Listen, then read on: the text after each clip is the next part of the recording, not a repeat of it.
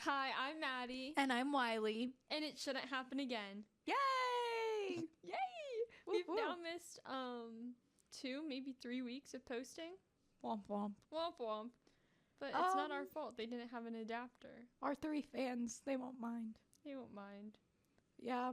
But basically, we got a new computer, and the software, I don't know, something like it wouldn't connect to the soundboard. Adapter. Yeah, so we had to get an adapter, so they got that, and we're back. And then it was the holidays.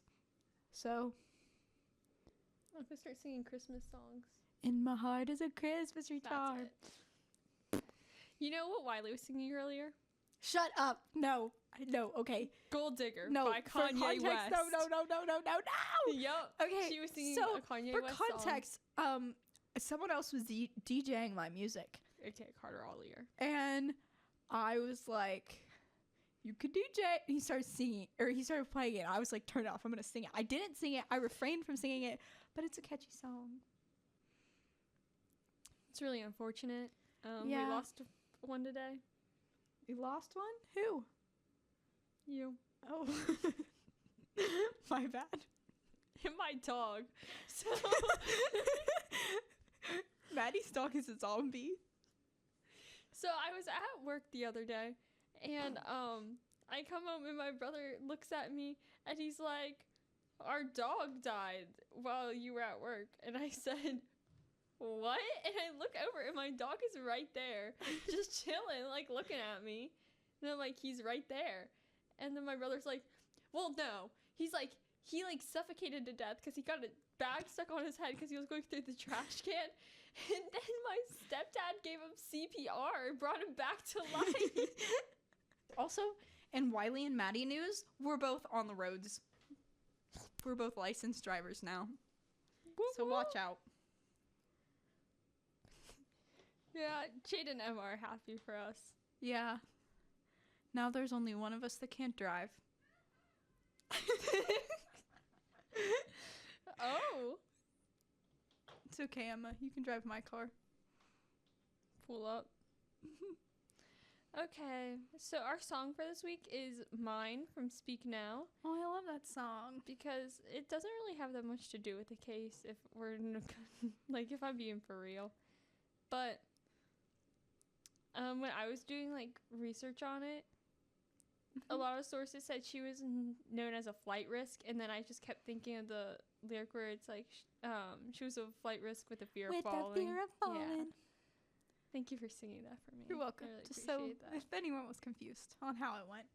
Yeah, that is how it goes.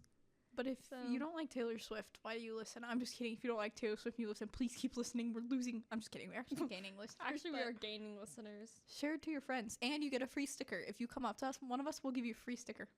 Mm-hmm. A lot of people from our school that I do not know have started. One of them's name's Addie. Whoa. I wonder if that's Addie. Yeah, but we have a lot of people from our school who started following us on Instagram. Yeah. So we love that. I hope they listen and don't just follow the Instagram. Yeah. But, like, probably because everywhere that we can write, we say, it shouldn't happen again. Go follow. We do write that quite a bit. But that's okay. Yeah. So we should get into your case. We probably should. Yeah. So, on January 15th, 1947, Betty Bersinger and her daughter were walking down Norton Avenue in Los Angeles. Yes, Betty. Wiley's dog's name, the Taylor Swift song. Mm-hmm. All of the Bettys. Yep. Don't fret. So, Betty thought that she had saw something on the sidewalk. And at first, she thought it was a mannequin. And so, like, her and her daughter went closer to see what it was, and it was actually a body. Oh. So, the body had been cut clean in half at the waist. That is disgusting. And there was, like, no blood or anything at the scene. So, they thought, she was killed somewhere else, because there's no way you can cut someone clean in half and then not have any blood. Ew. The investigators got... It says... Okay, when I was doing research, it kept saying through fingerprints and sound photo And then I looked up what sound photo is, and it says a primitive fax machine used by news sources. Mm-hmm. So I'm not really sure still what sound photo is. But through fingerprints, the investigators were able to identify the body as Elizabeth Short. Oh. Dun, dun, dun. Whose nickname is also Betty. Actually, yeah. Mm-hmm. Yeah, so Elizabeth Short was a 22-year-old aspiring actress. Ooh. And she got the name the Black Dahlia from the press because she wore like black clothes all the time, and it was based off a movie that was really popular at the time called Blue Dahlia. Mm-hmm. And then later on we find out that the nickname also rooted because people were trying to kind of blame her death on herself. Like, it's kind of like one of those like, well, what were you wearing kind of things. Oh. Like, Ew. Gross. yeah. And then a lot of people later on start claiming that it is because like what she was wearing and stuff, and a lot of news sources and things were saying it was like a black like dress, when in reality she was wearing a suit when she got murdered. But anywho, Yikes. okay, so her fingerprints came up in the FBI's system of over 100 million at the time. That's insane. That's a lot of fingers. That is a lot of fingers.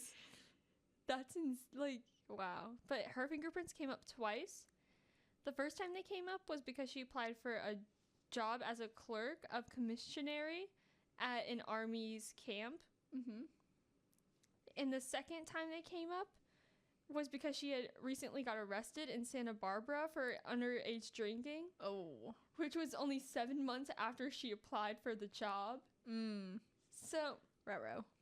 that was a little silly of her. Very. And then the FBI was able to get her mugshots from like when she got arrested and give them to the press so that they had alive pictures of her. And not just the ones of, you know, her cut in half. Okay, so while the LA police were still working on the case and doing their own investigation on it, the FBI like started to really pick up on it. Because they have like a lot more records and resources and things. Yeah. And so they started doing a lot more of background checks on potential suspects, and we're doing a lot of interviews like across the country. And then investigator, they just had thought that the murderer had to have skills in like dissection because the cuts were so clean. Gross. That makes me want to throw Every up. time I say the cut, she like squints. Ugh. Because like it hurts to think about It hurts. Ugh. I feel like if like you got like cut Maddie, at the waist, Maddie, it would be, stop. like, Maddie, satisfying. stop. Like, it, like, Okay. I don't know. I I don't know. Episode's over. Thanks for listening. Have a great weekend. I'm just kidding. Great weekend. It's Tuesday. You're right.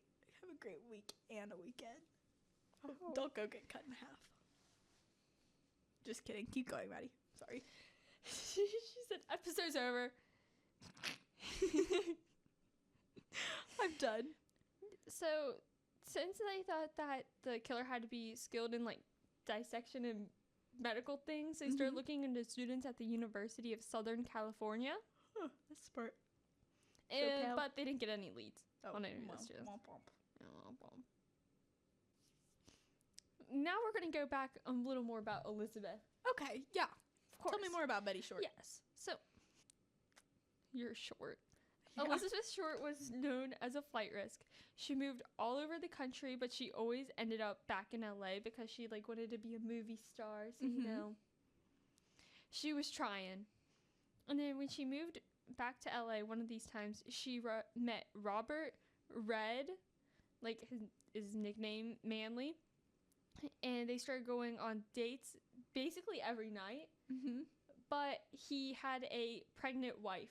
Oh, girl. Yeah. Which... Don't do that. That's bad. Yikes. And I couldn't, like, find if she knew about the wife or not. Uh-huh. Because, like, Red said that she did, but at the same time, you know, he could have lied and be like, "Oh yeah, she knew." Yeah, that's true. But still, bro, why are you doing that with a pregnant wife? Yeah. So at the beginning of January in 1987, they were going to go on a trip together, and it was so that Elizabeth could like meet up with her sister, and Robert also had like a business meeting, so she was going to go with him, and then like while he was at his meetings and all his work stuff, she was just going to hang out with her sister. Which again, he took the mistress and not the wife, but okay. Right. And so then on January 8th, they stopped at a roadside motel together. And then the next day, they got to their actual hotel that they were going to stay in for the whole trip. So Elizabeth, when they got to the hotel, Elizabeth said that she was going to wait in the like lobby for her sister. But Red claimed that Elizabeth had never like ever mentioned a sister before they got to this hotel. Never mentioned one? No. That's weird. Yeah. And like her original thing that she was telling him was that she was just going to hang out like around the town or whatever while he was at the meetings. Like the original plan wasn't for her to hang out with her sister. That's weird. And then he's like, "Oh, well then that works out because then you could just hang out with her." Right. So her and Robert waited with Elizabeth until he had to go to his meeting. And when he left, Elizabeth was in the like phone booth making a call, like trying to figure out where her sister was. And then he went and told the like guy at the front desk, he's like, "Hey, I have to go to this business meeting. Tell her that I'm sorry I can't wait with her, and I hope she has like fun with her sister or whatever," right? And then that was the last time he ever saw Elizabeth. Dang. Okay. Okay. So when he was questioned by police, he told them that him and Elizabeth weren't even dating, and that he was using her as a test to see if he still loved his wife. Bro, what do you mean? Men are stupid. That's so sad. Yeah. Your wife is pregnant, bro. Yeah. And guys, turns out he did still love his wife. Oh, that's good. That was the conclusion of his test. Oh, good. But he still cared about Elizabeth. Oh, yes, of course. He's a good man. Of course he's a good man. So he told the investigators he wanted to help in the investigation. Yeah. Yeah, of course. And he then told them about how one night when they were like when they were about to go on the trip, he noticed that she had scratches all over her arms. And when he asked her about them, she said that a guy had attacked her, but wouldn't give him any other information about it. That's weird, especially if you tell like your boyfriend who's not your boyfriend, like, I got attacked, but that's all I'm gonna say. Yeah. And so then when the police looked into this, they concluded that the scratches were actually self-inflicted. Oh. And she probably had, like, she was scratching a bug bite. And then, you know, like when you have nails sometimes and it shows, that's what he was seeing. Bro, this girl's crazy already. Yeah, and that's like with the investigators, that's not, sorry. That's not what anyone with a bias said. So it's like, why would she lie and be like, "Oh my God, I got attacked"? Yeah. Like, what? Okay, girl. If you say so. And then, okay, this was really cool because I never heard about this. So then they gave him what they called like truth serum. Oh. Which is something that like makes your, it's sodium pentothal, maybe? I don't know how to pronounce things. But it basically slows your brain down so that like it doesn't think as fast and it doesn't give it time to come up with lies. Huh. I feel like I've heard of that before, but I thought it was just like like you just thought you had truth serum, so you told the truth. Yeah, that I makes don't know. More sense. Yeah, but it makes it so your brain like actually can't come up with lies because it's running at such a slow pace. So I thought that was pretty cool. And then his story, it was still like all the same, and anything that like may have like differed slightly Mm-hmm.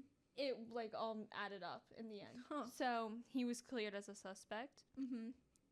And then because he still wanted to help with the investigation, he helped the police identify her purse in one of her shoes a few miles away from the crime scene. Oh. Which one of her shoes, where is the other one? Yeah. What the fart? That's quite silly. Who was it that we talked about that kept their victims' things? I feel like a lot of people do that. But like he had like them in a box in his. Was that something we talked about here? I don't think it's something we talked about on here. I feel like You're I've right. heard about it, but I don't think we talked about it here. I think actually, I don't remember, but we did talk about it. But like he kept all of his victims like stuff. Oh, I remember who it was. Okay, so this is on an episode of Morbid, but he killed this girl and kept the thing she was wearing in a box along with the tapes of her family members that went on TV and was like, please help us. Yeah, Denise. Yeah, I think that's her name. Yeah. Gruber. I remember talking about that in Wink one day. Yeah, me too. Yeah. Good talk. Yeah, that wasn't on here. Uh-huh. Anyway. Not yet.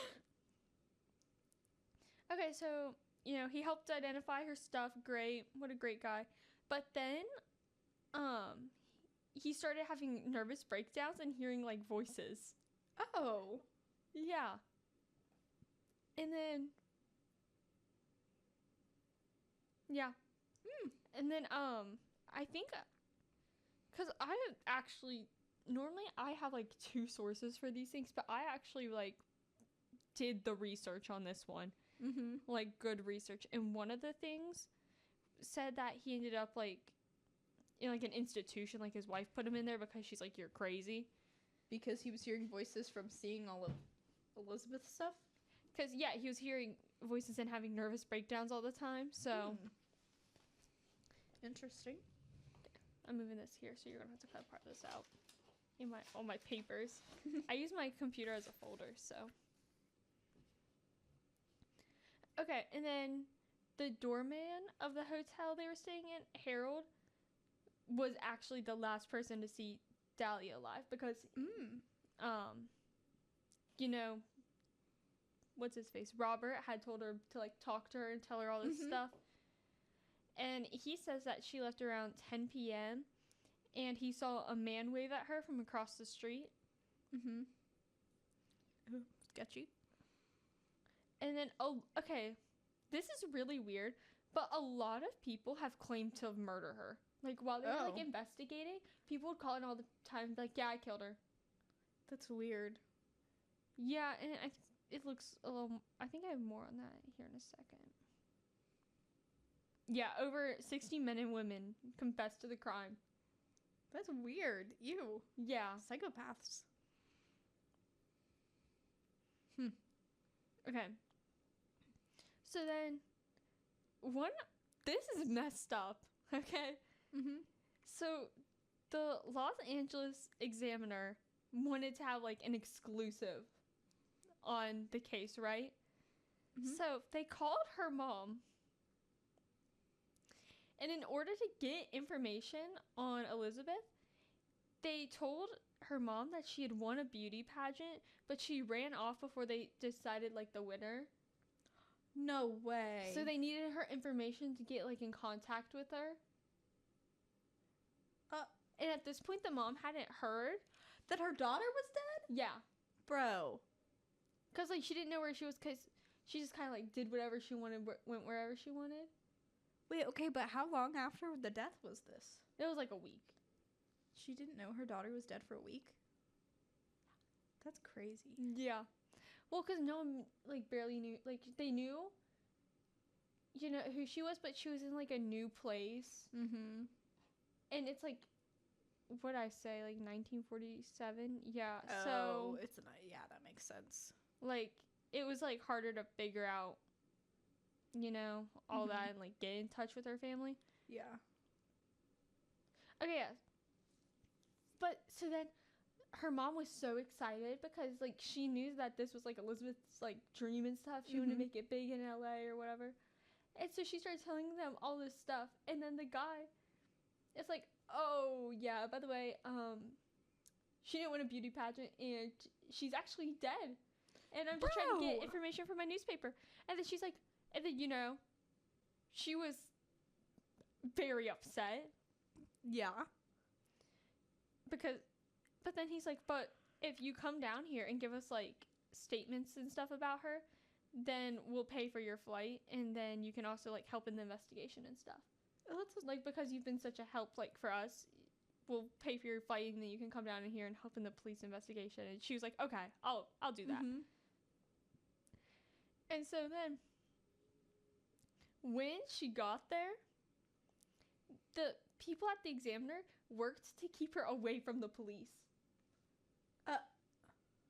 Like, because why? they wanted to have, like, their, like, exclusive, like, no one else had talked to her. Uh-huh. So it was just this one newspaper who had, like, Elizabeth's mom.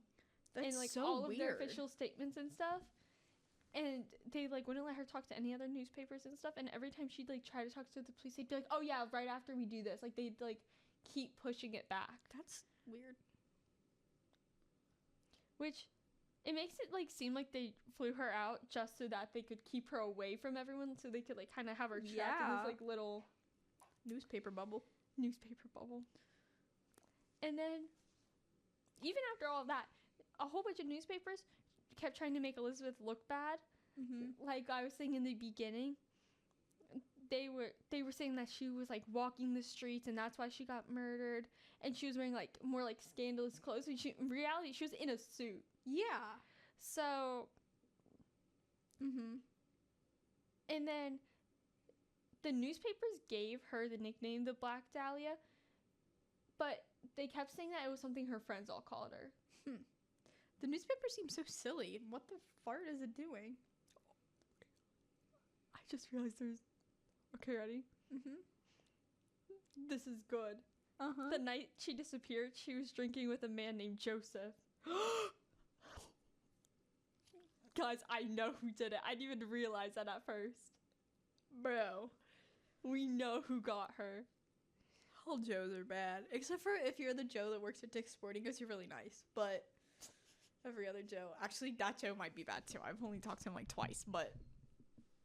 It's gonna get you. He's gonna get me.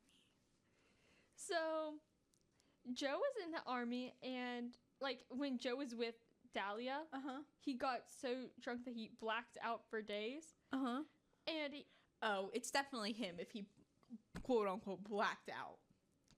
And he claims that 1 minute he was going bar to bar with Dahlia, and the next he knew he was waking up in New York. He was... What? Yes, across the country. Wait, where was her body found? LA. Oh, okay. Yeah. California. What the fart? Yeah, it's definitely him because he And said so- I blacked out. I don't remember killing anybody. I don't think it's him. Oh. As she wrote the case and knows who did it. It's not him. Oh, never mind. And then he said that when he drank, he had a tendency to be, like, rough and, like, abusive. At least he's honest. Like, why would you say that? Honestly. But this guy... Okay. Hold on. You'll figure out in a second. Okay. And then newspapers took this and ran. They're like, okay, he basically just confessed. Because he was like, well...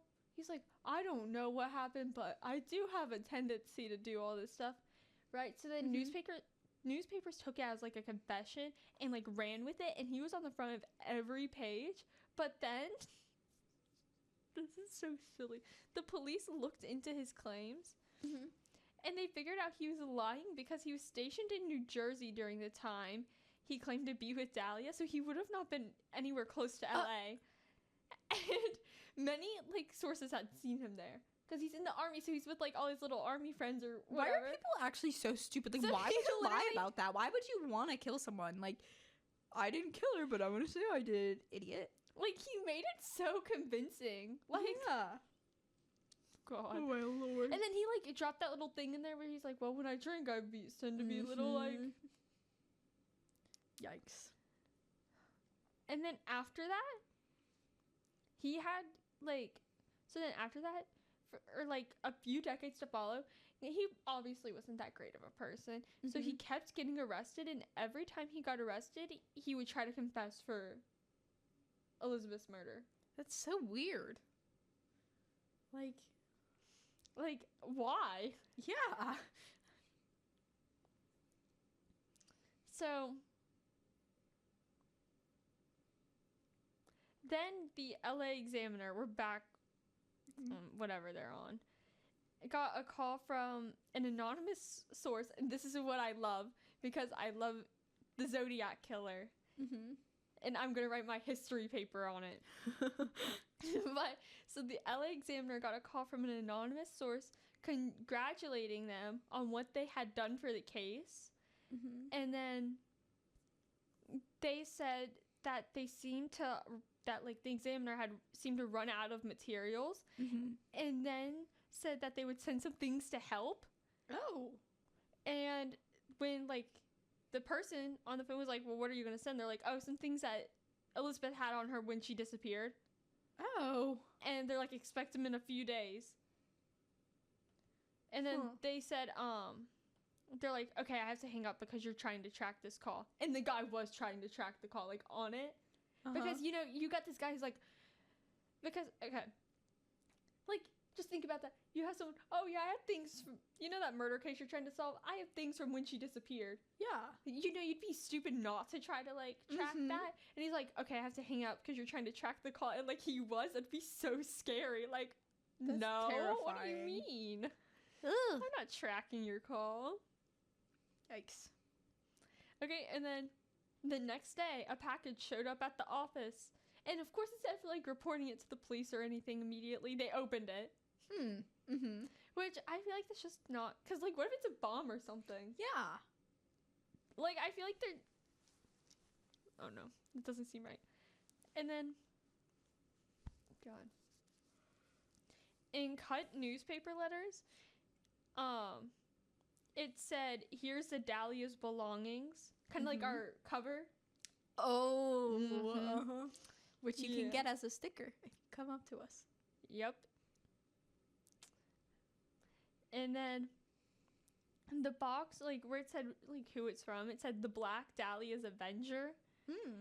And it had her birth certificate, social security card, luggage claims slips from a few bus stops, and several photos of her with a whole bunch of different, like, military men. That's so weird. And it also had the address book of her friend Mark Hansen. And then, of course, he, like, was then a suspect, but they were like, it's not him, because there nothing supported it being him. Yeah. And then after that, a ton of letters started to come in and talk about, like, the press and the case, which, again, Zodiac Killer. And then, so it was mostly the LA Examiner and the LA Herald that would get all of these letters. And then one of the letters said, I will give up in the Dahlia killings if I get 10 years. Don't try to find me. What? Repeat that. That didn't go to my brain at all. It doesn't make sense. Oh, okay. I will give up in the Dahlia killings if I get 10 years. Don't try to find me. What does the fart? I have to pee. That's weird. Like, I was thinking if it was like he turned himself in and got 10 years. But, like, that doesn't, like, I'll give up in the Dahlia killing. Because I read that a few times. I'm like, did I even, like, I'm like, did I get that right? No, because I remember I kept rewinding because I was listening to one of the podcasts. I'll tell you what the podcast was later. And I kept rewinding. I'm like, that can't be right. And I looked it up and I'm like, no, yeah, it's not grammatically correct, but it's also, psychotic. Whatever. Who am I? Who am I to judge? And then all of these letters had been soaked in Vaseline to get rid of the fingerprints. Ew. Yeah, that's kind of, like, imagine, like, the texture of the paper then. Nasty. It's, like, slippery. And then, the only parts of, like, these packages or letters would be the address. like that was handwritten. So they had very little like to go off of with handwriting sample. Which that is like, see, that's why, because later on there's people who are like, oh well, it was the Zodiac killer did this, because there's like so many similarities. But it's like he hand wrote all of his stuff. Yeah. And this is newspaper cutouts, so it's kind of like, but this also would have been like early Zodiac career. So like when he was still like figuring everything out. So I could also see it being like that. Yeah. Because this would be like 10, 20 years before it was like the main Zodiac, right? And so they sent the handwriting off that was like on the address to specialists, and they went through like anyone they could to try to figure out whose handwriting it was, and they got no matches.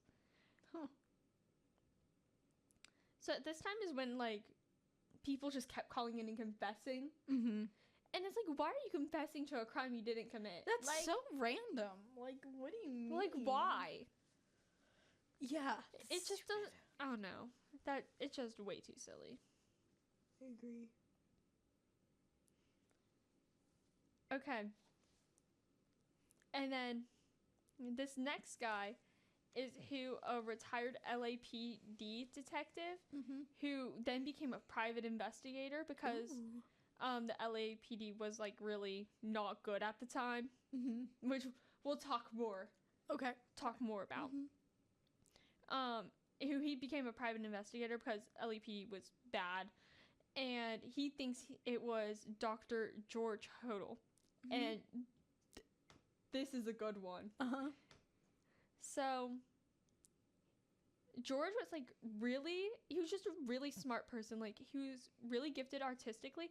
And then a lot of people said he was a genius, and he had an IQ of 186. Oh, wow. And then he became a doctor, right? And so he was like rich. And he had this huge house, and it had secret rooms in it. Oh. And Jade, I've told you about this part. And his kids say they like knew about some of the rooms, but the ones they knew about, they weren't allowed to go in. Which, this is the doctor's house? yeah. Okay. Which, it's weird. Okay. Anywho. And then in 1949, his daughter accused him and his friends of assaulting her. Ooh. And the case gained like a ton of publicity. And this is 2 years after Elizabeth got killed. Okay. And so his case gained like a lot of publicity, and he was acquitted, but then he fled the United States. Oh, okay. But then in 1990, he returned to the United States with his fourth wife. And then 9 years later, he died in San Francisco of heart failure at 96, right? So then, okay. So part of me thinks that the son is holding on to something that he shouldn't be, right? Okay, so just think about this kind of silly when I tell you it, okay? Okay. So George's widow, June, was going through his belongings with his son, Steve. And Steve always thought that Dr. Hodel was a murderer, right? Because, like, the whole secret room thing and... Yeah. You know? And then when going through his stuff, they found a picture of Elizabeth. Bro. Okay? And in a family photo album, they were, like, taking... Okay, so he had, like, a whole bunch of different albums, and then him and the, like, widow, they were taking some of the pictures out to replace them in, like, different picture frames, and other ones just to put into, like, this bigger album where they had all the pictures together, so it wasn't, like, a whole bunch of big ones, and they're getting rid of pictures and stuff, right? So every picture was getting taken out of its, like, little sleeve. And then behind one of the family photos, there was what looks exactly like one of the letters that was, like, sent to the newspapers, like, with the cutout. Oh, And it was dated January 29th, right? Mm-hmm. It says, turning in January 29th, had my fun with the police, Black Dahlia Avenger. Oh. But this note, okay, hold on, I lied. This note was handwritten, it wasn't the letters. Oh. But it matched the handwriting, like, on all the other addresses, Mm-hmm. like, from what they could tell. So, they're like, okay, it looks like it's the same guy. But, again, they don't have that many letters. Yeah. So,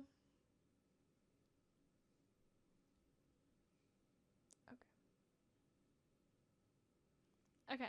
And then, so like I said before, he had this thing where his daughter was making not great accusations against him. And during this, the police were like, became kind of suspicious, like, because he was on their radar. Mm-hmm. And the Dahlia thing had happened still, like, only 2 years ago. And they still didn't know who killed her, right? Yeah. So, God, what was it? Walter Morgan, who was a private investigator for the Black Dahlia case, and a few police detectives snuck in to his house. Oh. And planted bugs and recorded everything that happened in that house for the next 40 days. That's smart. And then they caught him saying to someone, like, this is word for word. Uh-huh. Suppose I did kill the Black Dahlia. They couldn't prove it. They can't talk to my secretary about what happened because she's dead. Bro. A week after. Okay, so this is it. I have all of this in all caps. Like, I think it was a week after. I didn't write this part down. But, okay, so, like, a week after Elizabeth was found dead, his secretary went missing. Oh. And, like, no one ever heard from her again. Like, no one found, like they just don't know what happened to her, He's right? so stupid. He killed her too, probably. And she was the only person with him that night, because the night that she went missing, or, like, sorry, the night that Dahlia was, like, supposedly, like, killed, he was at his office, and it was just him and his secretary, but the office was 2 blocks south of the hotel. Like, she would have, and where she was going, she would have been walking in that direction. So it's like she would have been she would have been right next to his office. Okay. When she died, like. So just saying that makes you sound so guilty. Yeah.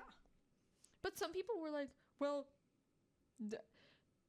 I don't even get this, because some people were like, well, that means he's not guilty. I don't understand how that means he's not guilty. Yeah, me either. But yeah. And then now all the audio tapes are just suddenly gone. Like, from his house. But so before they disappeared, though, they also caught something else, which I told Jade about this one too, and this one makes me so mad. So mad. They think they picked up him killing a woman. Hello? On the audio tapes. It has him and another guy bringing a woman. Okay, so no, it's a woman crying and pleading with the phone operator for, like, to make her call go through to, like, literally anyone.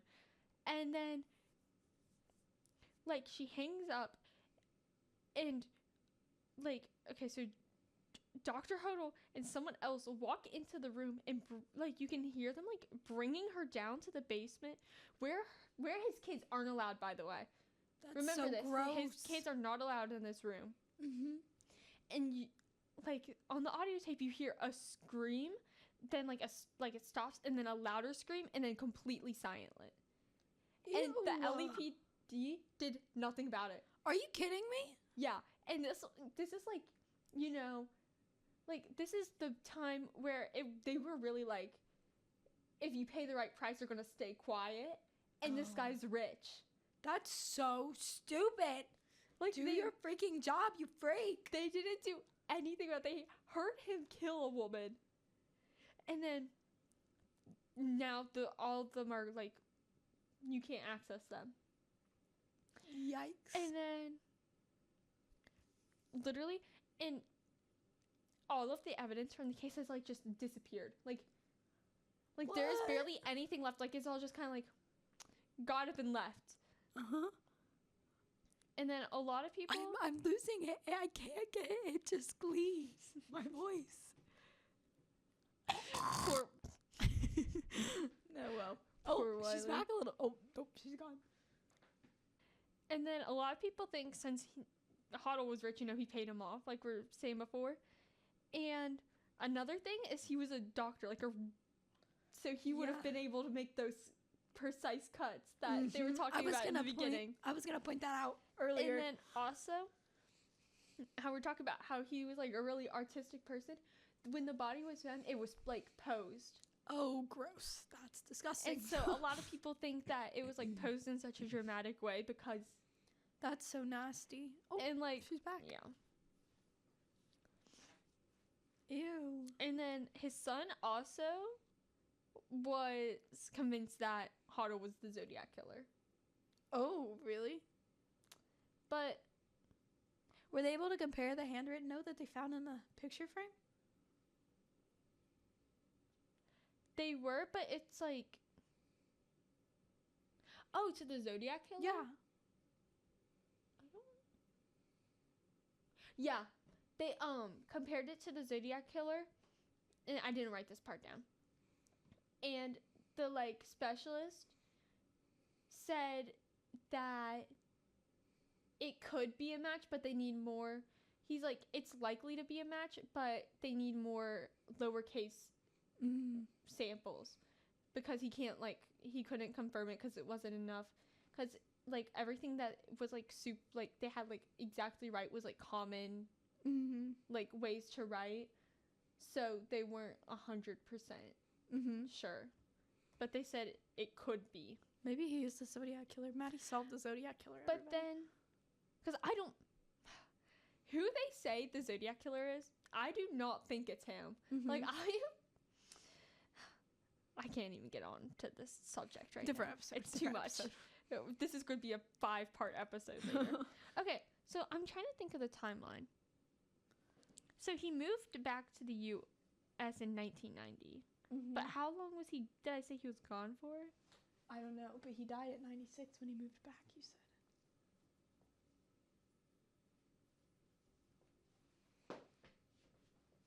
See, because if he fled the U.S. and he returned in 1990, that wouldn't be Zodiac killer time. He would have been gone. Yeah. But unless it's like around, like, hold on. I always forget the exact years.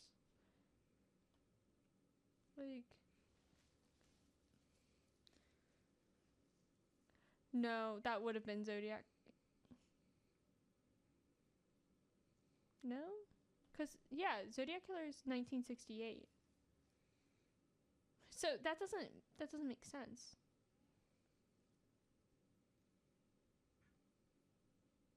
But I don't know exactly when because it says he was acquitted, so this could have been, yeah, I don't know. But they got him on audio killing a woman and didn't do anything.